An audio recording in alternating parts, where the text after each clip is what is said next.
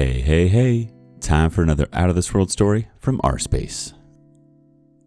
Struggling with the anger and betrayal while trying to co-parent with a cheating ex.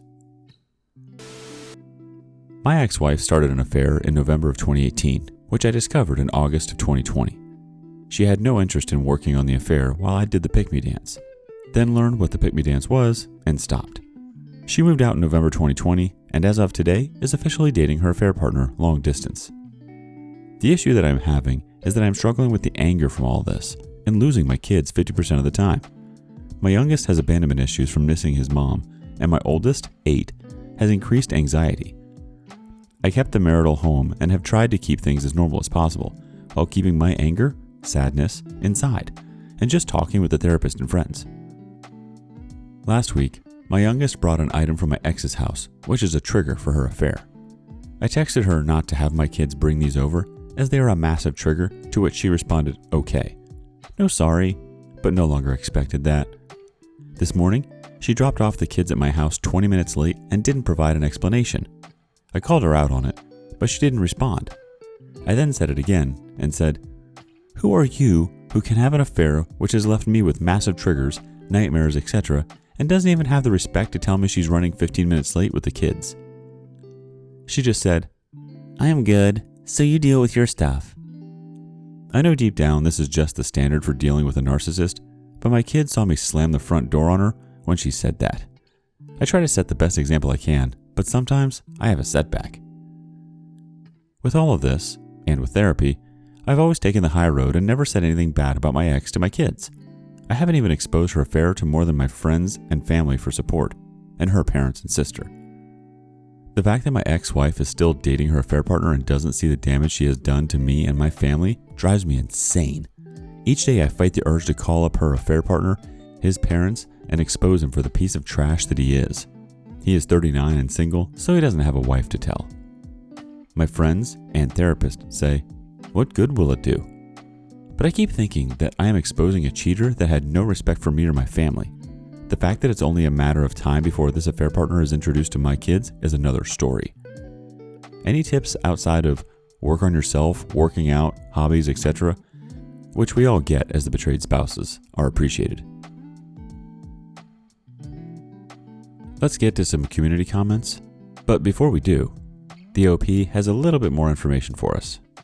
She moved out in November and we were divorced in late December.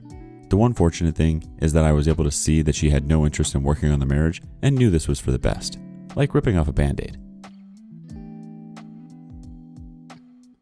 True Entertainment 79 has a comment.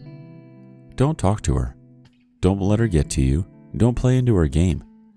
Use one of the co-parenting apps. Be that absolute gray rock around her. While you aren't doing the pick-me dance, you are still playing her silly little game. And she's reveling in it. Or, as people say, she's living rent-free in your mind right now. Stop focusing on her, or him, or anything to do with them. You aren't healing yourself as long as you aren't focusing on you and your children. Work on you. Be there for your kids because this is just tough all around for you and them. Yeah, it's hard at first because of all the unknowns. But start with the basics. She cheated. That's a deal breaker. You didn't break your marriage up, she did. Yeah, you have a lot of work to do because of it. But would you rather be oblivious and happy with her, or hurt and happy without her?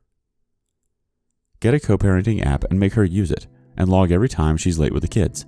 Every time she tries to screw with the court orders, keep records. Who knows, maybe she'll be so stupid as to do something that the courts will grant you full custody. But stop giving her the time of day. She isn't worth your time and energy, and never will be. Work on you, lean on friends, family, and those that support you. You're in therapy, so start listening to your counselor. Don't just go through the motions. Invest in you and their words. Only when you focus on you will you start to heal from this. It gets better. It really does. People on the sub have been there, and we are here to tell you that it gets better. And every one of them will tell you the same thing. Only when you focus on you and not her will you start to feel some semblance of happy again.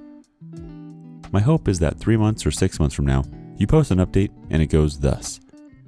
My cheating ex turned up on my doorstep and said she made a mistake, and instead of me welcoming her back, I just smiled and closed the door in her face while saying, I'm good, so you deal with your stuff. And at that moment, you felt the greatest relief in the longest time since your divorce. Next comment comes from Storyteller 618. I have never been in your situation, but I was cheated on and I have kids. So from a different, but not too different perspective, I think you really have to accept bad people in this life. I don't even like to call someone bad, but I don't know what else to say about it. There are people who are immoral, but not to the extent of an evil genius. Just selfish and more confused and unable to have discipline and unable to do the right thing. I think of it sometimes like I really know I shouldn't eat the potato chips. I need to lose weight. I need to eat healthier, etc.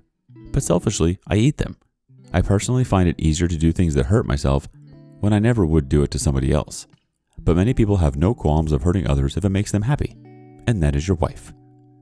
She is not alone in this life, being selfish and uncaring, but I like animals and small children, but she is in your life, and she did it to you.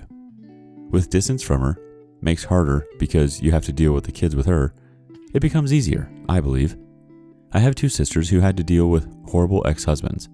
Both seem similar to your wife. I dislike calling someone narcissistic.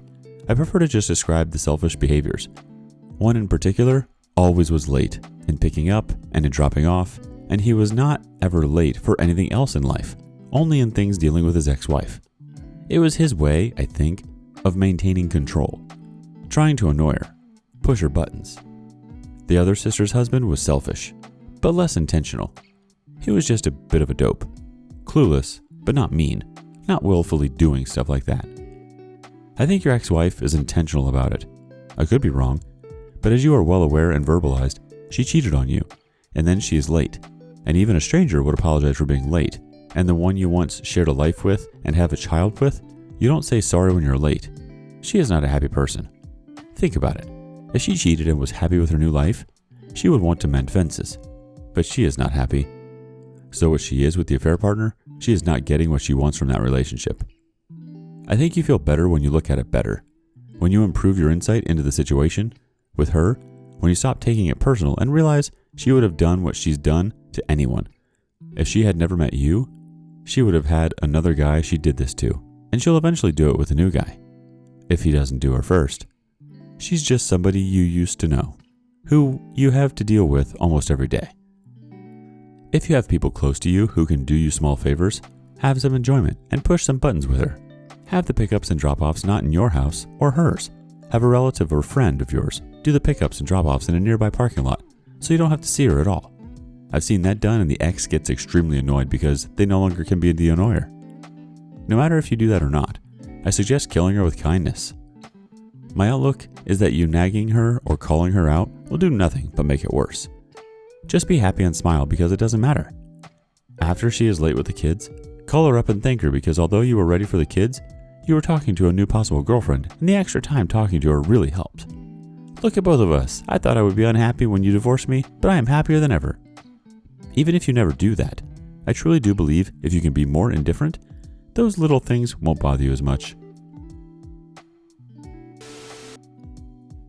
Moving on to the next story. Is my wife trying to screw me? I'm pretty sure my wife is a narcissist. I just wanted to throw that out there for starters. She kicked me out of the house 3 months ago, and we haven't filed for divorce yet. But after everything I've been through with her, divorce seems inevitable. She always has done the taxes since we were married. She seemed to insist on it, so I let her. That was my first mistake. She was not honest with me about how much we got back, and I'm not sure she wasn't pulling some type of scam. She kept holding the taxes over my head, saying I was preventing her from doing them because I would not give her a 90-day divorce. It's a South Carolina thing. Basically, she wanted me to say I was abusive or a drug or alcohol addict so she could get an expedited divorce and not have to wait a year. Then, she started being friendly again and telling me she loved me and how we would be married forever. Then, just ghosted me and I haven't been able to get in touch with her for a month. That's the end of my rambling. I was just painting a picture so that maybe I could get an answer and understand what's going on. I checked the IRS.gov website last week and saw that no taxes have been filed under my Social Security number. We have health insurance through the South Carolina Healthcare Marketplace, and from what I've read, you need to file a joint return if you are both on that insurance plan together. Is it possible she files under married but filing separately? Should I do the same? She has my W-2 and the tax form for the insurance. I don't know where to begin or how to know what she has done already. Is there some reason she would wait to file? I would try to file myself and get all the info I need, but she is the type to call the IRS and say she never signed the return and try to get me in trouble. She already called my employer and told them that I had been stealing thousands of dollars from them. Fortunately, they loved me at my job, and they had dealt with my wife in the past, so they didn't believe her. What the hell do I do? I think she is up to something, but I can't figure out what. A quick edit, then on to some comments.